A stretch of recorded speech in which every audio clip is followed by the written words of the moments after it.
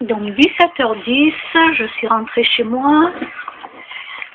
Alors en direct là sur Facebook, je pose le compteur Linky, la concertation. Donc j'ai été juste ouvrir, donc je suis avec vous en direct sur la dépêche.fr. Alors, qu'est-ce qu'ils disent par rapport au compteur Linky? Donc il y a eu une réunion, donc avec le sous-préfet, le maire, alors non, je sais pas trop où c'est ça, l'agence régionale de santé, d'accord.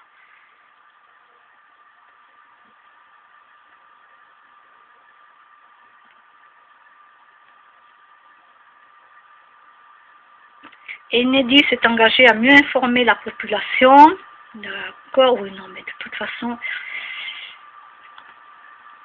si vous gobez tout ce qu'on vous dit,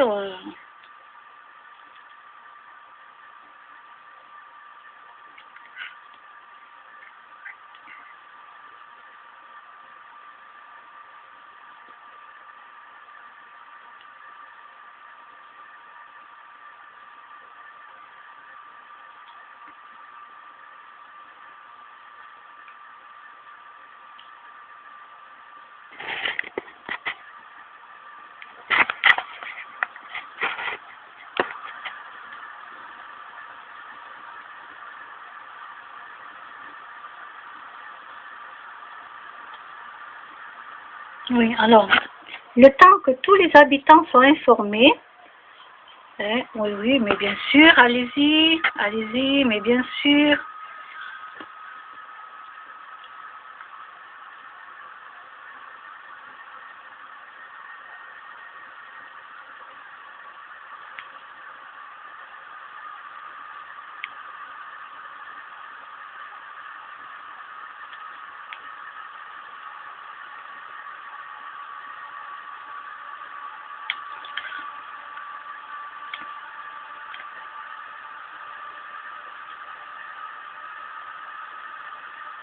Je vais juste mettre waouh.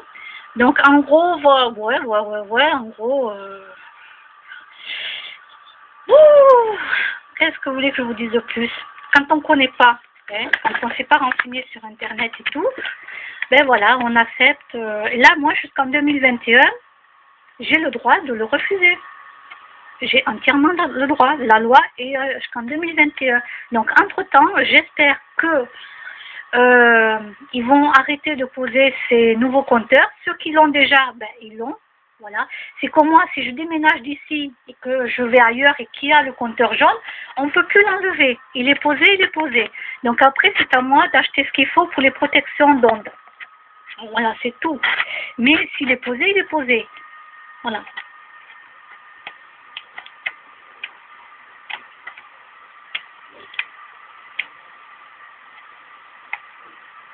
Moi, le seul conseil que j'ai à vous donner, c'est que si la personne veut à tout prix changer, alors que vous avez déjà mis non par mail, par fax, recommandé avec accusé de réception, que vous avez fait tout ce qu'il fallait et que le mec il insiste pour le changer, ben c'est simple, vous faites une chose, vous enregistrez, vous lui dites au monsieur, moi c'est ce que j'ai dit au monsieur, hein, je l'ai dit et dans la vidéo, c'était tourné, j'enregistre tout et je vais tout mettre sur internet.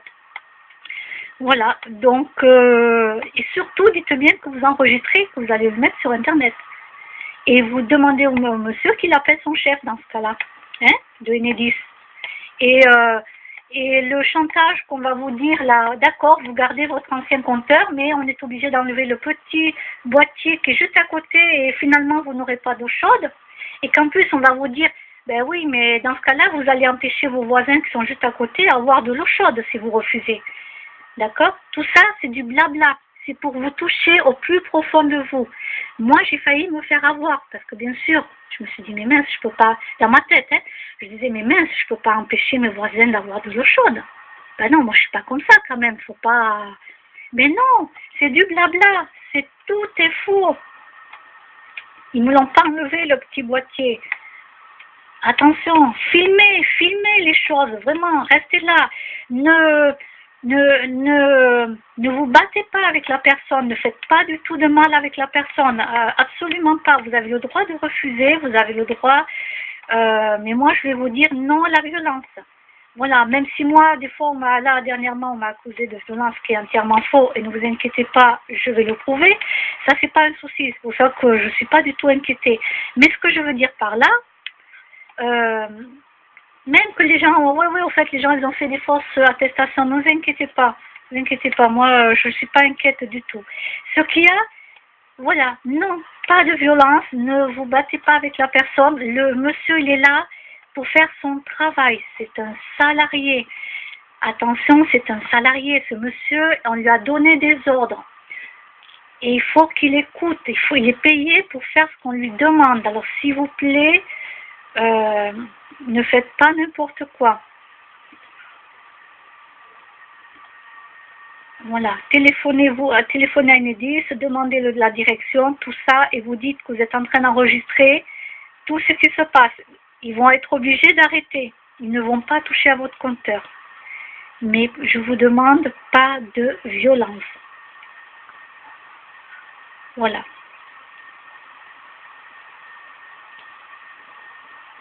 Les gens sont là pour travailler. Je vais vous dire une chose, les économies qu'ils vont faire, c'est que déjà, il y a beaucoup de salariés, vous pouvez regarder sur Internet, hein, c'est déjà écrit, beaucoup de salariés vont perdre leur emploi, les CDD ne seront pas mis en CDI. Pourquoi? Et parce qu'ils ne pourront pas venir faire le relevé, puisque les boîtiers jaunes sont faits, les relevés sont faits électroniquement à distance. Donc les gens qui normalement, une fois par an, venaient faire le relevé de l'électricité de votre compteur, ben ces gens-là, il n'y aura pas de place pour les recycler, parce que c'est un recyclage hein, qu'on fait après. Et oui, dans une entreprise, voilà, on recycle les gens. Mais beaucoup, les CDD et tout, n'auront plus d'emploi. Et il y a des CDI, ben, on va les mettre où? Ceux qui venaient, j'espère qu'ils auront un travail. Ceux qui venaient relever et qu'après, ils n'auront plus besoin de relever. Alors moi, comment ça va se passer pour mon compteur? Moi, je vais téléphoner à l'entreprise qui s'occupe de mon électricité, etc. Et moi, c'est simple, dans ce cas-là, tous les 3 mois, je vais voir avec eux, s'ils veulent, tous les 3 mois, moi je leur donne le relevé. Je leur fais le relevé directement. S'ils veulent, je prends le compteur en photo directement, je leur envoie par Internet.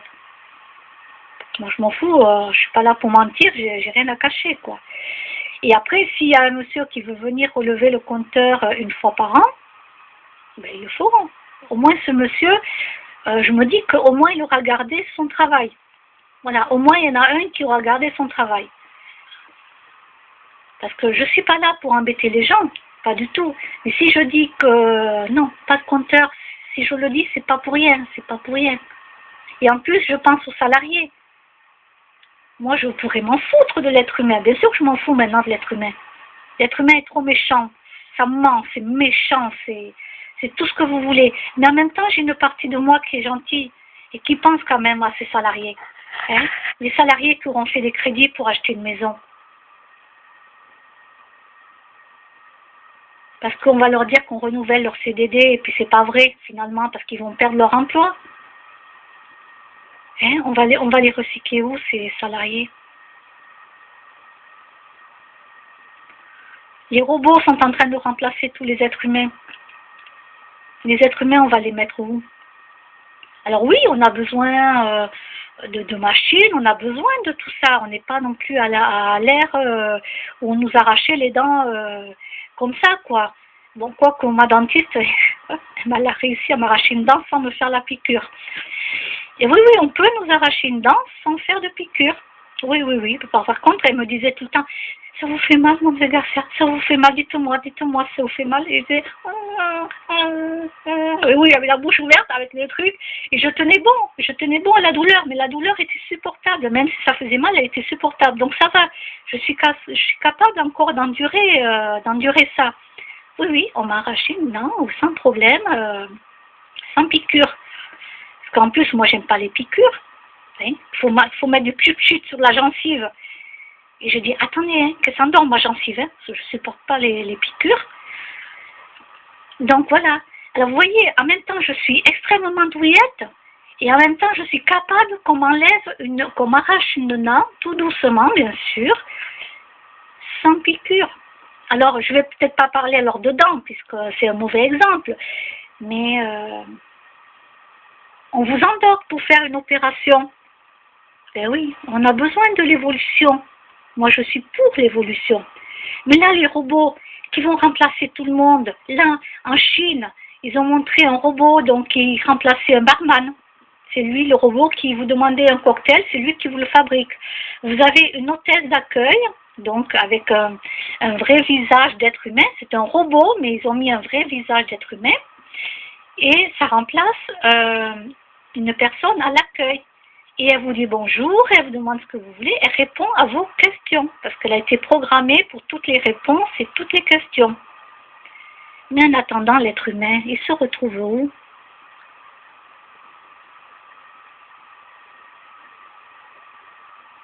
C'est bien beau d'avoir un robot qui remplace le barman. Ah ben ouais, c'est super, ouais.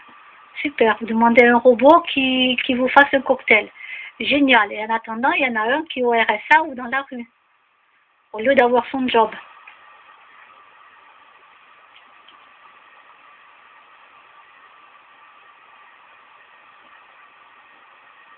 Quand je vous dis que l'être humain part en cacahuète, il part vraiment en cacahuète.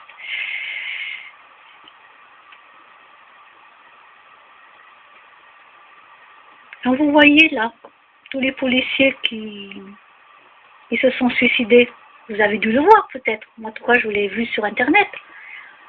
Je ne sais plus combien de policiers se sont suicidés à cause du travail, de la pression qu'ils ont au travail, etc., etc.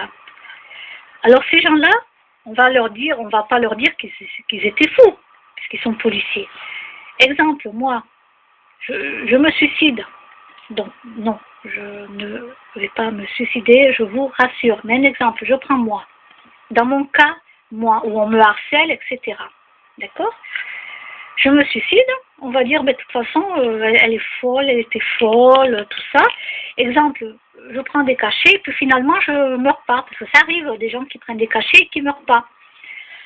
Et là, alors là, je me retrouve à l'hôpital, alors là, on va dire, oui, mais elle est folle, enfermée là, elle s'est suicidée et tout, là, là. Mais un policier qui se suicide, en pourtant, il n'y a personne qui dit qu'il était fou. Lui, personne ne dit qu'il était fou. Des docteurs qui se sont suicidés, des docteurs, oui, oui, oui. On leur dit pas qu'ils sont fous.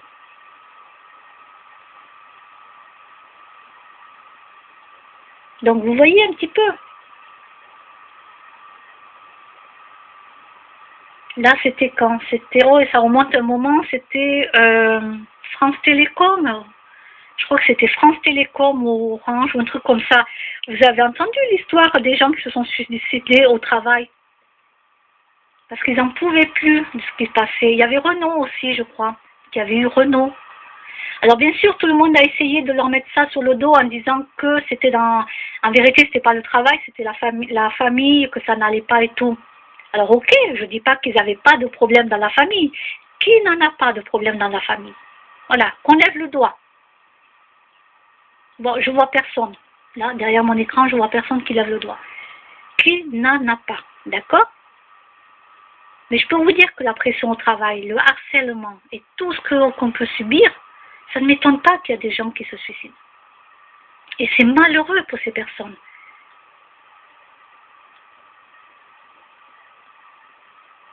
Alors moi j'ai 46 ans, malgré tout ce que j'ai vécu dans ma vie, que ça soit étant petite, jusqu'à maintenant, ben oui, même étant jeune, hein, je peux vous dire, je ne vais pas raconter entièrement ma vie, mais ça peut aider d'autres gens. Moi j'ai failli me retrouver à la DAS avec ma soeur. Ben oui, j'avais un père très violent et qui buvait. Et heureusement qu'à l'école, il y a des professeurs qui ont vu, pas sur le visage, mais je sais pas, ils ont vu un jour que j'avais des bleus sur les jambes. Alors que normalement ça devait pas se voir, mais ils l'ont vu, je sais pas, peut-être qu'on était en train de se changer pour la tenue de sport et tout. Et moi, je ne savais pas. Moi, j'avais pas vu. Et puis d'un coup, voilà. On est passé devant un juge, tout ça. Hein. Alors moi, pour vous aider à vous, qui ont vécu ça, moi, je vais vous dire. Mon père nous a fait répéter, ma sœur et moi, en boucle, qu'on devait dire au juge qu'on était monté dans un arbre, qu'on était monté dans l'arbre et qu'on était tombé et qu'il y avait la brouette en dessous. Ah, ça, je m'en souviens. Ne me demandez pas quel âge ni quelle date. Ça, je n'arrive pas à m'en souvenir, mais en tout cas, j'avais pas 3 ans. Et on s'est retrouvés devant le juge, individuellement, ma sœur et moi, et on a dit la même chose. Voilà. Et après, on était dans le couloir, moi et ma sœur assises, et ma sœur, elle a entendu par la porte qui était entrebâillée, parce qu'elle était du côté, sur le banc, mais du côté de la porte. Moi, j'ai pas entendu, j'étais à côté d'elle, mais j'ai pas entendu. Et c'est ma sœur qui me l'a dit. Donc, le juge avait dit, je peux pas vous dire mot pour mot, mais je vais juste vous dire que le juge avait dit à mes parents que si à l'école, il y avait encore une nouvelle plainte faite sur nous, par des blessures, des bleus ou quoi que ce soit, on nous enlevait, on nous mettait à la DAS. Et grâce à ces personnes qui ont dénoncé les faits, et je les remercie, ces personnes, grâce à eux, mon père, il a arrêté de nous taper. D'accord? Il a arrêté de nous battre. Mais par contre, il a toujours eu ce regard qui fait que vous n'avez pas intérêt de bouger ou de l'ouvrir. Il suffisait juste qu'il lève la main et ça y est. Et on avait peur.